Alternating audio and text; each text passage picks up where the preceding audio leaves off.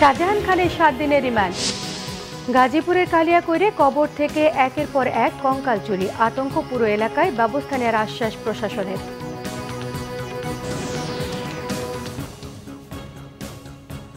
দেখছিলেন crown cement সংবাদ শিরোনাম, এবারে পুরো সংবাদ। ধানমন্ডি থানার মোতালিব হত্যা মামলায় সাবেক নৌ পরিবহন মন্ত্রী ও আওয়ামী লীগের সভাপতিমণ্ডলীর সদস্য শাহজাহান খানকে 7 দিনের রিমান্ডে পাঠিয়েছে আদালত। পুলিশ 10 দিনের রিমান্ড চেয়ে আবেদন করলে 7 দিন মঞ্জুর হয়। এর আগে বৃহস্পতিবার মধ্যরাতে রাজধানীর ধানমন্ডি থেকে তাকে গ্রেফতার করে ঢাকা মহানগর গোয়েন্দা পুলিশ। ডিএমপির অতিরিক্ত কমিশনার রেজাউল করিম বিষয়টি গণমাধ্যমকে নিশ্চিত করেন।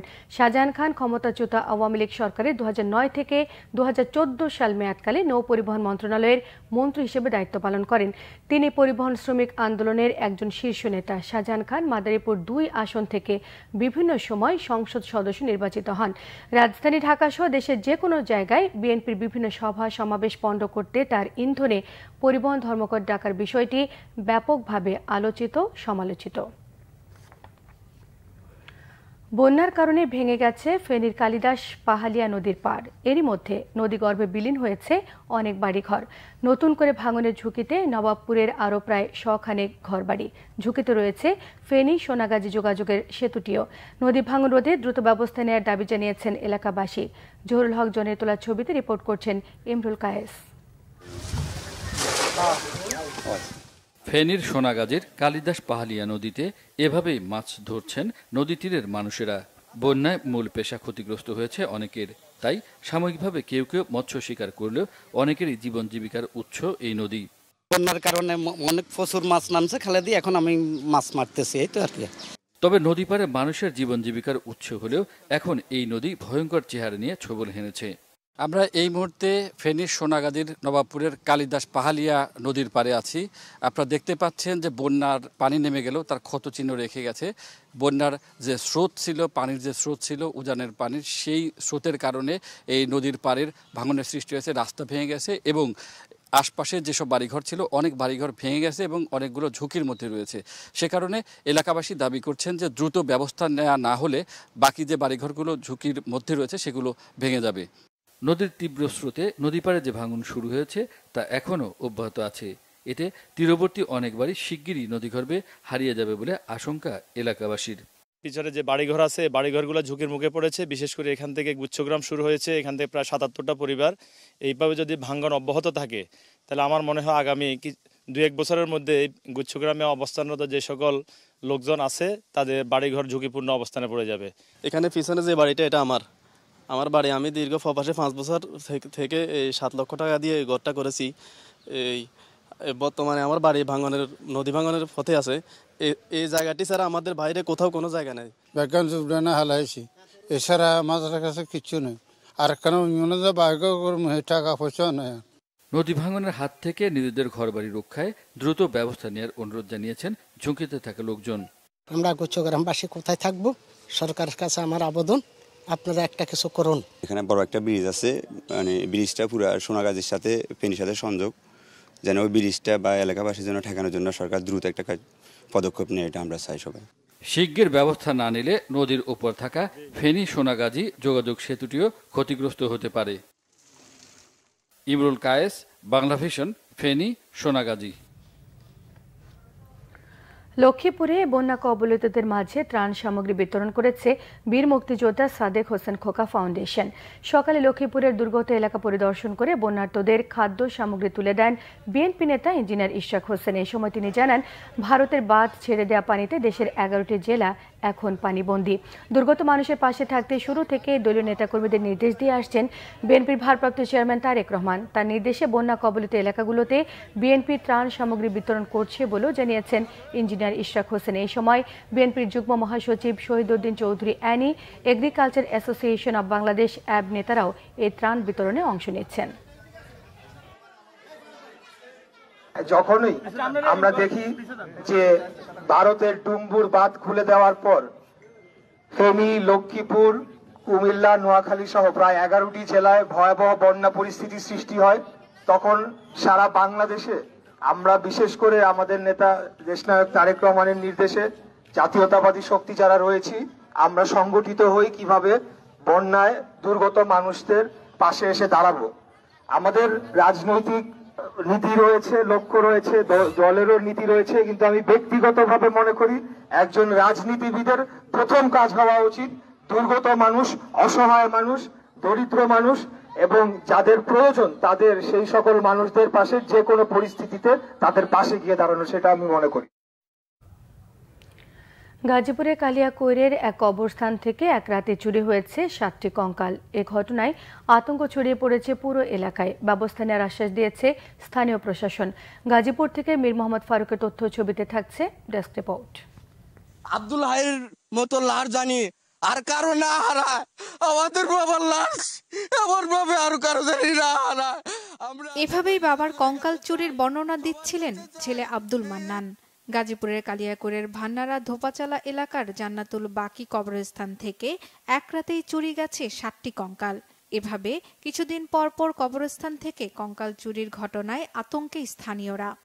8-10 দিন পর পরই 10টা-15টা করে লাশ এখান থেকে চুরি হয়।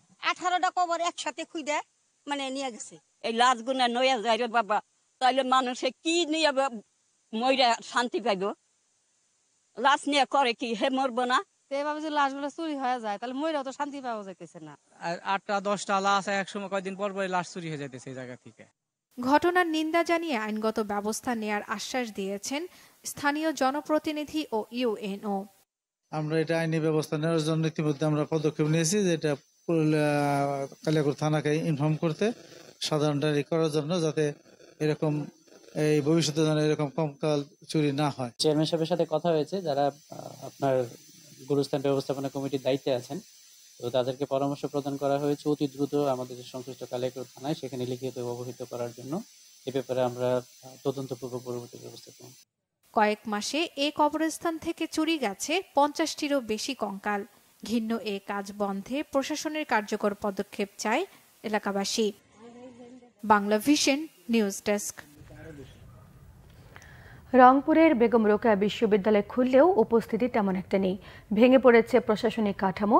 আবু সাইদ হত্যার দায় এড়াতে পদত্যাগের হিড়িক পড়েছে দপ্তর এবং বিভাগীয় প্রধানদের। শিক্ষার্থীরা জানান, অনিশ্চয়তা আর সহপাঠী হারানোর বেদনায় ক্যাম্পাস এখন প্রাণহীন। রংপুর থেকে রিপোর্ট করছেন জুয়েল আহমেদ, ক্যামেরায় ছিলেন শাহনেওয়াজ জনি। ভাদ্রের ঝিরিঝিরি বৃষ্টিতে বেগম রোকেয়া বিশ্ববিদ্যালয়ের গাছগুলো সজীব হলেও ক্যাম্পাস যেন প্রাণহীন। নেই চঞ্চলতা, দপ্তরগুলো ফাঁকা। পেনশন নিয়ে শিক্ষকদের আর কোটা ও সরকার পতনে, বৈষম্যবিরোধী ছাত্র আন্দোলনে গেল 1 মাস ধরে ক্লাস নেই কোনো বিভাগে। বিশ্ববিদ্যালয় খুললেও উপস্থিতি কম। শারীরিক ও মানসিকভাবে ভেঙে পড়েছেন অনেক শিক্ষার্থী। এখনো ক্লাসগুলো শুরু হচ্ছে না ঠিকমতো, এবং ক্লাসগুলো প্রপারলি শুরু না হলে আমরা আবার পিছায় পড়তেছি। পিসি থেকে শুরু করে প্রশাসনিক কাঠামো একই খুবই ভালো একটা কাঠামো তৈরি হয়, এবং বাংলাদেশের যতগুলো বিশ্ববিদ্যালয়ের অভিভাবক শূন্য তাদেরকে যদি খুব শীঘ্রই নিয়োগ দেওয়া হয়, তাহলে আমার মনে হয় যে বিশ্ববিদ্যালয় প্রাণ ফিরে পাবে। শিক্ষকরা বলছেন, শিক্ষার্থীদের মনের ক্ষত কাটিয়ে উঠতে সময় লাগবে। কাউন্সেলিং করছেন তারা। যারা রাজনৈতিক চিন্তার ঊর্ধ্বে উঠে, মত পথের ঊর্ধ্বে উঠে বিশ্ববিদ্যালয়ের সকল অংশকে সামনে নিয়ে বিশ্ববিদ্যালয়কে এগিয়ে নিতে পারবেন, এরকম উপাচার্য জরুরি ভিত্তিতে নিয়োগ দিয়ে শিক্ষার্থীদের কল্যাণ নিশ্চিতকরণটা খুব জরুরি। বিশিষ্টজনরা বলছেন, রাজনৈতিক লেজুর ভিত্তির কারণে স্বতন্ত্র প্রতিষ্ঠানটি হয়েছিল ভিসি নির্ভর। তাদের স্বেচ্ছাচারিতা ও অনিয়মে সংকটে প্রতিষ্ঠানটি। যে বিশ্ববিদ্যালয়ের শিক্ষকদের যে নৈতিক চরিত্রগত জায়গা একটি থাকা দরকার, সেই জায়গাটি যে নেই, সেটি সম্পূর্ণরূপে উন্মোচিত হয়ে গেছে। সম্পূর্ণরূপে আমরা উন্মোচিত হতে দেখেছি, এবং আমাদের সন্তানেরা সেটি উন্মোচন হতে দেখেছে। সুতরাং সেই সন্তানেরা, সেই শিক্ষার্থীরা সেই বিশ্ববিদ্যালয়ের শিক্ষকদের প্রতি কতটুকু সম্মান প্রদর্শন করবে, বা তাদের প্রতি কতটুকু শ্রদ্ধা ভক্তি রেখে তারা তাদের বিদ্যা অর্জনের, জ্ঞান অর্জনের জায়গাটি তৈরি করতে পারবে, এ ব্যাপারে নিঃসন্দেহে আমাদের এই দেশের নাগরিক হিসেবে, এই দেশের সচেতন মানুষ হিসেবে তো অবশ্যই আমাদের একটি প্রশ্ন উত্থাপন আমরা করতেই পারি সেই জায়গা নিয়ে। শেখ হাসিনা সরকারের পতনের পর বিশ্ববিদ্যালয়ে VC doctor Hasibur Rashid, treasurer, পরিচালক, প্রক্টর, ছাত্র উপদেষ্টা সহ সিংহভাগ দপ্তর প্রধানরা পদত্যাগ করেছেন। জুয়েল আহমেদ, বাংলা ভিশন, রংপুর। নরসিংদীর দেয়ালে দেয়ালে গ্রাফিতি এঁকেছে অভ্যুত্থান ঘটানো শিক্ষার্থীরা। প্রতিবাদ প্রতিরোধের প্রত্যয়ে দীপ্ত এসব গ্রাফিতির মধ্যে আছে নতুন বাংলাদেশের স্বপ্নের কথাও। অনুপ্রাণিত হচ্ছেন অনেকেই। নরসিংদীর প্রতিনিধি লক্ষণ বর্মনের তথ্য ছবিতে থাকছে ডেস্ক রিপোর্ট।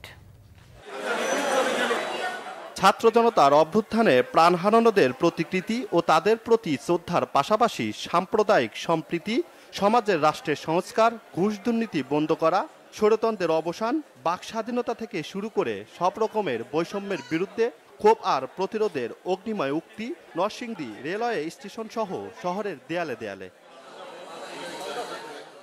কেন্দ্রীয় স্বেচ্ছাসেবী ফোরামের আয়োজনে নরসিংদী রেলওয়ে স্টেশনে দেয়াল জুড়ে এসব ছবি এঁকেছেন 10টি স্বেচ্ছাসেবী সংগঠনের শিক্ষার্থীরা। ঢাকার 3D আর্ট গ্যালারির 12 জন চিত্রশিল্পী বিনামূল্যে এইসব গ্রাফিতি এঁকেছেন। শহীদদের ত্যাগ ও দুর্নীতিমুক্ত নতুন দেশ গড়ার প্রত্যয় নতুন প্রজন্মের।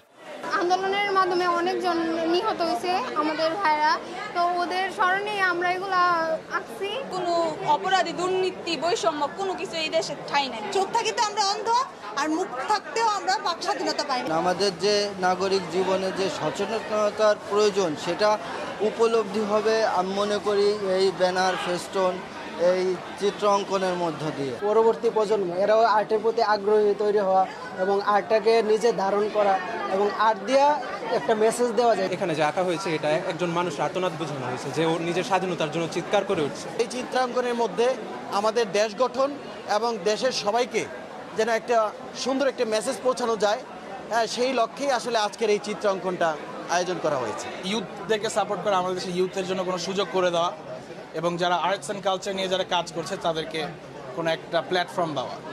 উত্তাল আন্দোলনের দিনগুলো স্মরণীয় হয়ে থাকবে ইতিহাসে, গণমানুষের স্মৃতিতে সাহস ও প্রেরণা যোগাবে নতুন বাংলাদেশ গড়তে।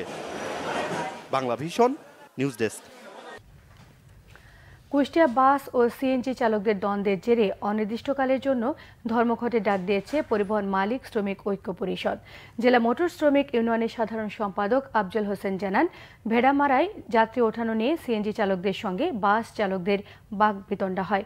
এরই এক পর্যায়ে সিএনজি চালকরা বাস চালকদের মারধর এবং গাড়ি ভাঙচুর করে। পরে এই হামলার প্রতিবাদে শুক্রবার সকাল থেকে দোষীদের শাস্তির দাবিতে ধর্মঘটে ডাক দিয়েছে সংগঠনটি। এতে খুলনা, রাজশাহী, মেহেরপুর, গোয়ালন্দ সহ সকল রুটের যাত্রীরা পড়েন চরম দুর্ভোগে।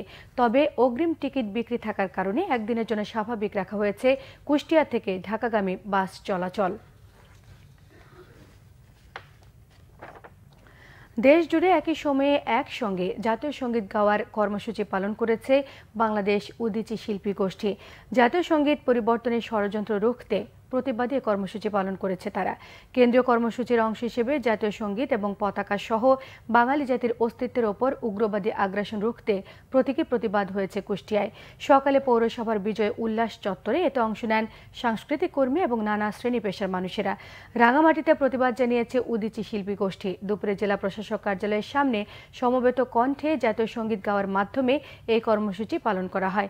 ষড়যন্ত্র রুখতে সমবেত কণ্ঠে জাতীয় সঙ্গীত পরিবেশন করেছে গাইবান্ধার উদীচী শিল্পীরা। সকালে পৌর শহীদ মিনারে এতে বিভিন্ন সামাজিক, সাংস্কৃতিক, রাজনৈতিক সংগঠন নেতাকর্মীরা অংশ নেন।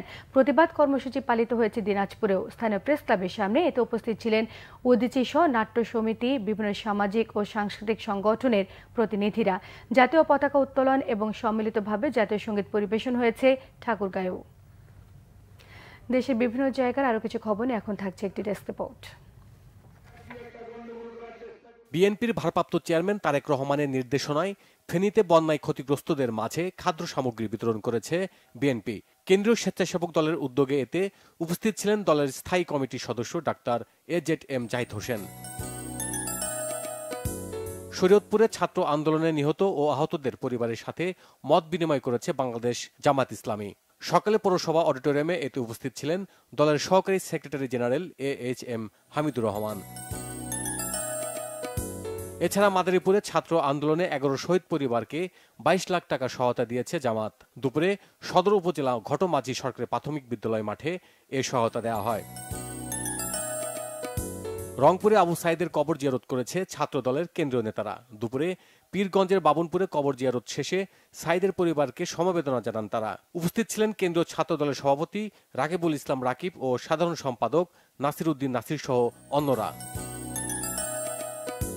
অন্তর্বর্তীকালীন সরকারের সুবিধা নিয়ে এখনো যারা দখলদারিত্ব করছে তাদের স্বৈরাচারী আওয়ামী লীগ সরকারের মতো পতন হবে বলছে কেন্দ্রীয় যুব অধিকার পরিষদ নেতা মুনতাজুল ইসলাম। দুপুরে সাতক্ষীরার কলরোয়া উপজেলা পরিষদ চত্বরে আনন্দ র্যালি ও গণসংযোগকালে তিনি একথা বলেন। জুলাই গণ অভ্যুত্থান নিয়ে পর্যালোচনা সভা হয়েছে ময়মনসিংহে। দুপুরে স্থানীয় প্রেস ক্লাবে এতে কবি, লেখক, শিল্পী, ছাত্র আন্দোলনের শিক্ষার্থী সহ পেশাজীবীরা অংশ নেন। সিলেটে হযরত শাহপরান রহমাতুল্লাহ আলাইহির মাজারকে কেন্দ্র করে অসামাজিক কার্যকলাপ বন্ধের দাবিতে মানববন্ধন করেছে সর্বস্তরের মুসল্লিরা। বাদ জুমা মাজার গেটে এই কর্মসূচি পালন করা হয়। সিরাজগঞ্জে ছাত্র আন্দোলনে নিহত 10 শহীদ পরিবারের মাঝে নগদ অর্থ সহায়তা দিয়েছে বিএনপির জাতীয় নির্বাহী কমিটির সদস্য ও জেলা বিএনপির সাধারণ সম্পাদক সাইদুর রহমান বাচ্চু। এ সময় হত্যাকারীদের দ্রুত বিচারের দাবি করে শহীদ পরিবারের স্বজনরা। Bangla vision news desk. সংবাদ শেষ করব, শিরোনামগুলো আরো একবার জানিয়ে দিয়ে। শাহজাহান খানের 7 দিনের রিমান্ড।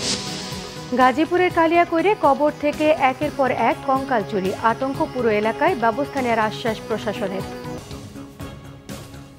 এই ছিল এখনকার মতো। পরের সংবাদ সন্ধ্যে 7:30 দেখার আমন্ত্রণ রইল। এছাড়া বাংলাভিশন সংবাদ ও সংবাদ সংশ্লিষ্ট অনুষ্ঠান দেখতে ভিজিট করুন www.bbnews24.com, facebook.com/বাংলাভিশন নিউজে সাবস্ক্রাইব করুন, youtube.com/বাংলাভিশন নিউজের সঙ্গে থাকায় সবাইকে ধন্যবাদ।